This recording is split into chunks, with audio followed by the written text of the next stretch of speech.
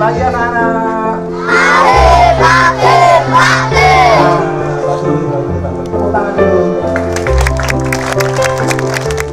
Sembilan pemuda dari berbagai profesi mengajar siswa SD Mutihan, Wirokerten Banguntapan, Bantul, Yogyakarta pada 24 April lalu.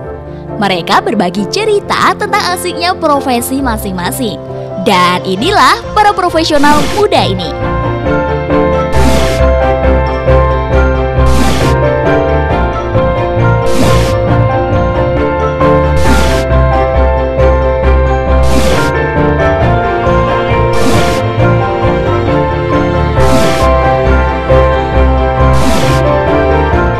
Hari ini kita belajar di kelas inspirasi. Saya sebagai koordinator teman-teman di SD Mutihan, saya rasa cukup menarik karena kita sebagai profesional terjun langsung ke lokasi atau SD di daerah sekitar kita sendiri. Sebelumnya saya tanya mereka cita-cita mereka apa. Rata-rata mereka bercita-cita sebagai bengkel karena di lingkungan sini kebanyakan bengkel. Banyak hal yang kemudian mereka belum ngerti dan kita harus kasih penjelasan sebaik-baiknya agar banyak hal bisa dimengerti sama mereka. Mereka hanya satu dari ratusan relawan kelas inspirasi Yogyakarta. Tahun ini adalah tahun kedua sebuah langkah sederhana meski kecil namun nyata memberi mimpi bagi anak-anak Indonesia.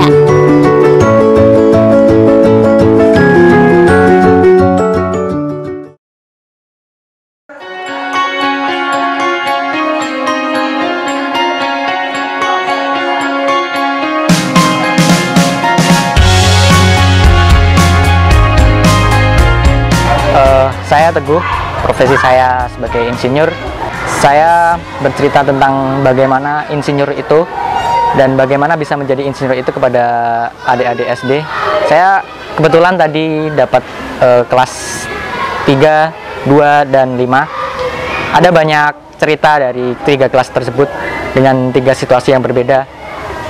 Secara garis besar mereka cukup antusias dengan apa proses saya yaitu seorang insinyur. Tapi ada sedikit kendala dengan kelas kecil yaitu kelas 2. Mereka emang masih terlalu belum terfikir dengan apa itu cita-cita.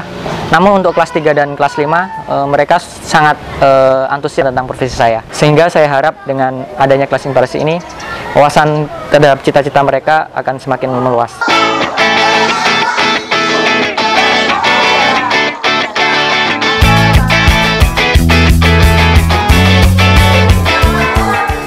Sebenarnya mencoba memperkenalkan menjadi seorang direksi dan juga memperkenalkan candi, tapi mungkin kalau direksi belum masuk konsepnya anak-anak. Jadi kalau saya yang coba saya perkenalkan bahwa di setiap profesi itu ada leadernya. Nah, leader itu hampir sama posisinya dengan direksi.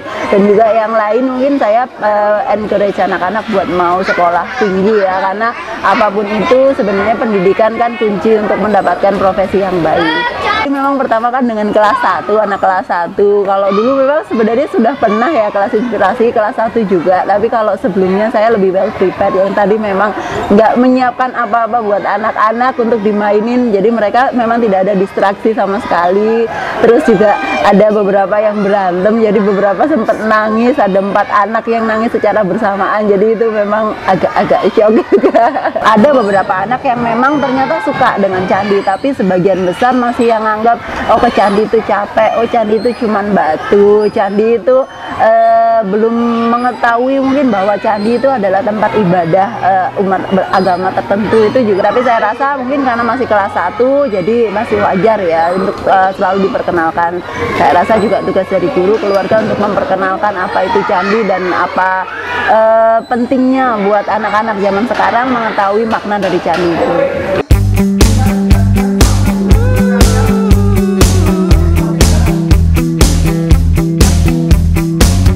Profesi saya itu dosen teknik sipil di Universitas Gorontalo. Acaranya memang keren sih, nggak rugi daftar kelas inspirasi. Apalagi siswanya dan siswinya semuanya aktif dan seru. Tadi cara penyampaiannya menggunakan PowerPoint dan video sehingga mereka terlihat lebih semangat, lebih senang karena mereka dapat melihat bukti langsung bahwa dosen itu seperti apa sih, pekerjaan teknik sipil itu seperti apa. Dan tadi yang saya tanamkan pada mereka bahwa tanamkanlah cita-cita kalian setinggi langit. Kalau kalian punya busur panah, panahlah setinggi langit, karena jika kalian memanah panah kalian setinggi langit, maka terbangnya akan lebih tinggi dibandingkan kalau kalian hanya memanah sejajar dengan tubuh kalian. Ada yang tadi bilang, Pak, saya ingin seperti Bapak jadi dosen teknik sipil. Padahal kalau tadi saya jelaskan, hampir rata-rata mereka itu nggak tahu apa sih sebenarnya teknik sipil. Tapi setelah saya jelaskan bahwa bangunan-bangunan, jembatan, gedung, rumah itu hasil rancangan dari didikan dosen teknik sipil, maka mereka terperangah. Apalagi melihat tadi contoh jembatan Suramadu, lalu gedung tertinggi di dunia Burj Dubai. Mereka terpesona melihat itu dan mereka ingin menjadi seperti saya, ingin menjadi dosen.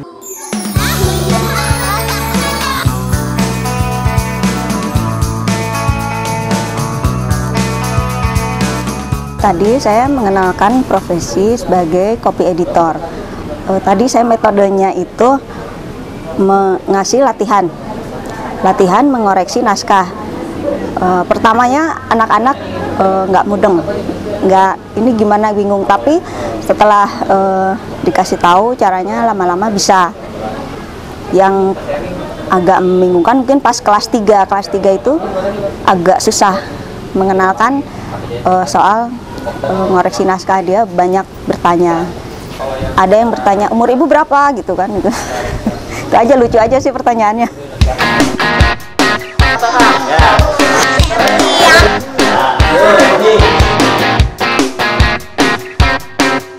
Saya mencoba menerangkan tentang dunia percetakan. Saya bekerja di percetakan, anak-anak saya terangkan tentang jenis-jenis warna. Karena warna memang salah satu teknik dalam mencetak, itu pasti menggunakan warna. Jadi pertama anak-anak saya jelaskan tentang mencampur warna. Mereka sangat antusias. Memang dengan media mewarnai itu mereka menjadi antusias. Kalau tidak ada media yang mendukung, saya rasa agak susah. Kelas 2 itu memang sangat susah diatur, tetapi kita memang harus tegas. Saya pertama memotivasi mereka, kalau tidak tertib, kelas tidak dimulai. Jadi kalau yang nggak tertib, nggak dapat eksperimen, nggak dapat tinta, nggak dapat apa. Jadi mereka berusaha untuk berlomba-lomba untuk tertib. Itu sedikit banyak membantu hal-hal seperti itu. Mereka semua ternyata butuh hal-hal seperti ini, karena untuk menambah wawasan agar mereka kelak menjadi orang yang lebih berguna lagi.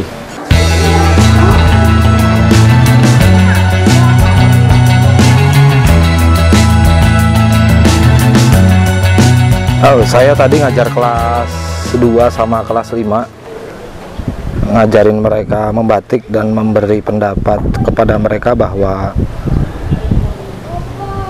jadi seorang entrepreneur itu juga adalah cita-cita yang mulia. Ya, tapi nggak semua orang punya, nggak semua anak-anak itu kepikiran menjadi seorang wira swastawan ya. Kebetulan saya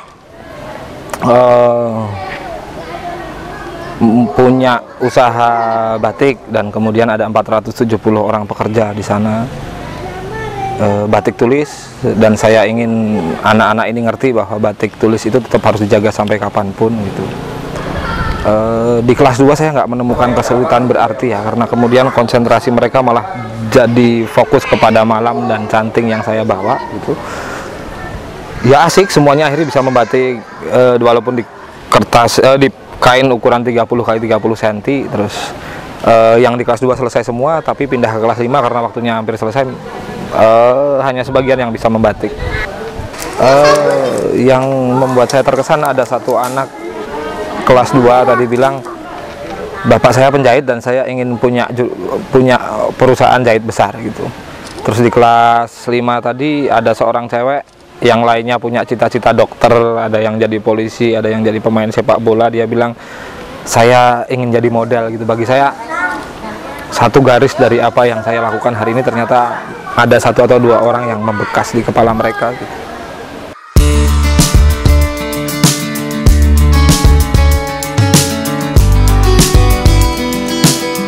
profesi saya sebagai banker.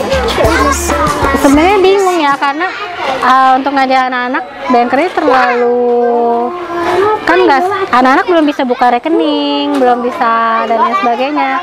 Saya agak bingung sih, jadi hanya tampilin tokoh-tokoh yang mungkin mereka pasti tahu, kayak customer service, teller, uang-uangan, kayak gitu. Kalau untuk anak kelas yang kecil, saya ngajarinnya untuk bikin celengan. Cuman sempat rusuh sekali kan.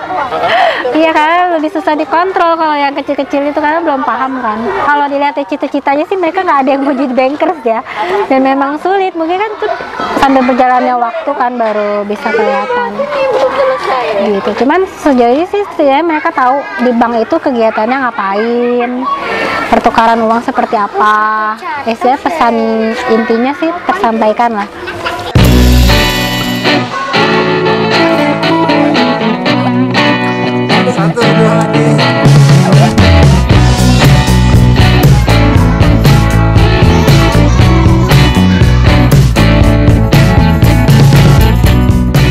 Tadi aku ngenalin bagaimana menjadi fotografer, terus menggambarkan bagaimana dunia fotografi, bagaimana menjadi fotografer, harus lulus SMP dulu, lulus SMA dulu, baru kuliah bisa mengambil program profesi fotografi, bisa masuk desain komunikasi visual, terus rutinitas hari-hari, tidak hanya sekedar motret, kita juga ketemu klien, kita juga mengelola komunitas.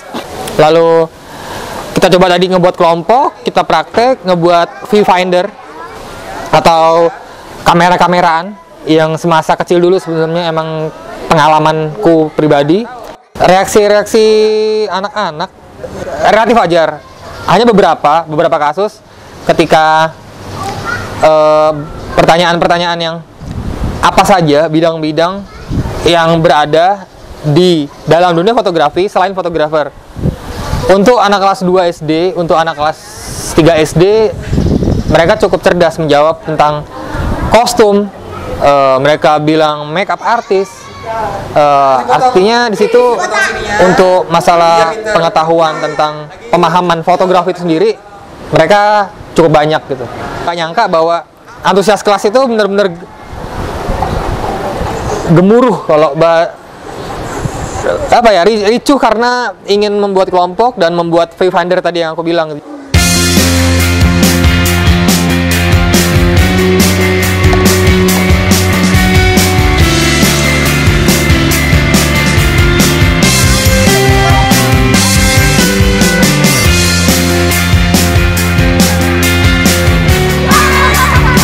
Seru. Pertama mereka malu-malu untuk bertanya pertamanya, keduanya setelah kita ajak ngobrol untuk menetralkan suasana, mereka berani mencoba. Satu, berani mencoba, selanjutnya semuanya ingin mencoba untuk memasaknya, bukan sekedar mencoba hasilnya. Mereka mengenal saya secara pribadi, memposisikan saya sebagai teman kali ya.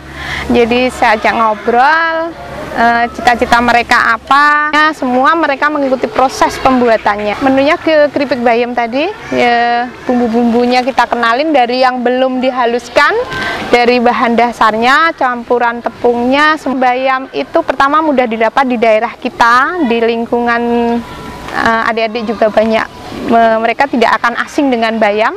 Pertama itu, kedua, bayam itu sayuran yang murah tapi sebenarnya kaya manfaat.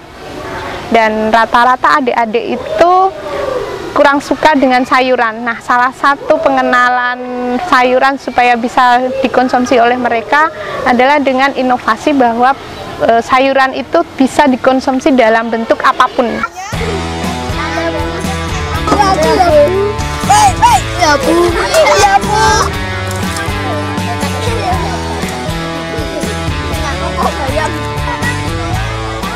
Hambatan tetap ada ketika masih di kelas.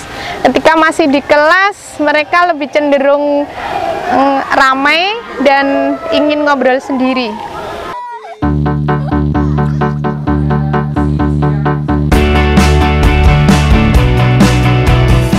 Mereka hanya sebagian kecil dari sekitar 213 profesional yang serentak menginspirasi anak-anak di 17 sekolah dasar lewat kelas Inspirasi 2 Yogyakarta.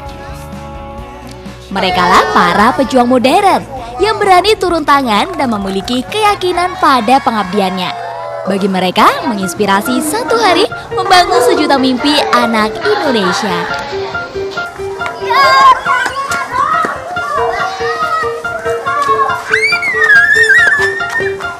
Kelas inspirasi. Kelas inspirasi. Kelas inspirasi. Kelas inspirasi.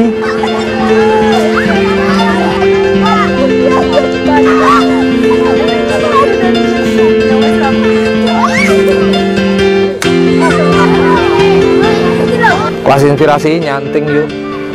Sehari mengajar, tereret. Selamanya menginspirasi. Bangun mimpi anak negeri. Yes, yes, dan yes.